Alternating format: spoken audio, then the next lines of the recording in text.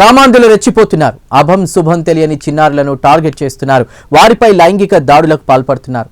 అలాంటి ఓ కామాంధుడి ప్రయత్నం బెడిసికొట్టింది. స్థానికులు సకాలంలో స్పందించడంతో దాడి నుంచి బాలిక తప్పించుకోగలిగింది.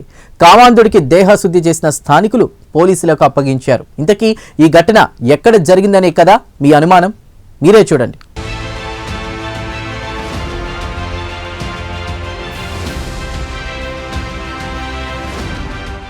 కడప నగరంలో భగత్ సింగ్ నగర్లో దారుణం చోటు చేసుకుంది.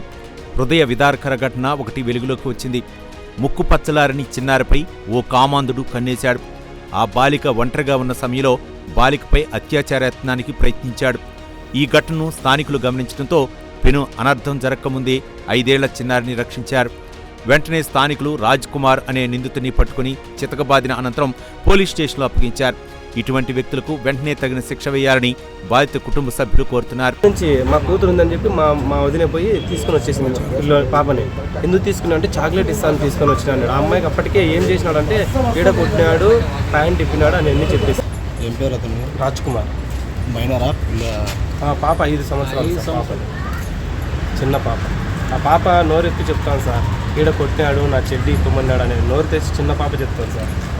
దయచేసి అలాంటి వ్యక్తుల్ని బయట పెడితే ఇంకా చాలా మందిని ముసలోళ్ళని కూడా చేపెట్టి లాగుతాడు సార్. పాపల్లో కూర్చొని ఆడనే మందు తాగుతాడు, చేపెట్టి లాగుతాడు.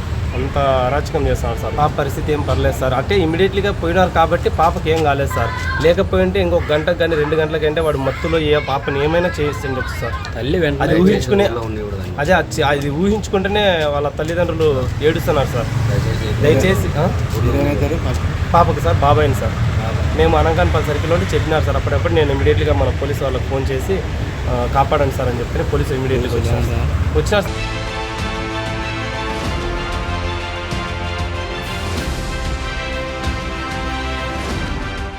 నిందితుడు రాజ్ కుమార్ నేర చరిత్ర కలిగిన వ్యక్తిగా పోలీసులు రికార్డులు చెబుతున్నాయి. ఒక హత్యాయత్నం కేసు సహా మొత్తం 5 క్రిమినల్ కేసులు నమోదయ్యాయని మహిళా పోలీస్ స్టేషన్ డీఎస్పీ బాలస్వామిరెడ్డి తెలిపారు. ఆ ఫిర్యాదుదారుతో పాటు ఫిర్యాదుదారు భర్త కూడా వచ్చినాడు. వాళ్ళిద్దరూ రాతపూర్వక ఫిర్యాదు చేసినారు. భగత్ సింగ్ కాలనీలో ఒక రాజ్ కుమార్ అనే అతను అమ్మాయిని తీసుకొని ఇంట్లోకి పోయి ఆ అమ్మాయి పైన అత్యాచారం చేయడానికి ప్రయత్నం చేసినాడు.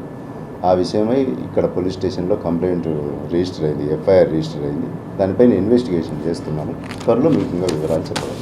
ముద్దాయి పైన ఇప్పటికీ 5 కేసులు ఉన్నాయి. అతనిపైన రౌడీ షీట్ కూడా ఉంది. అతని వైపు స్ట్రింజెంట్ యాక్షన్ ఖచ్చితంగా తీసుకుంటాం.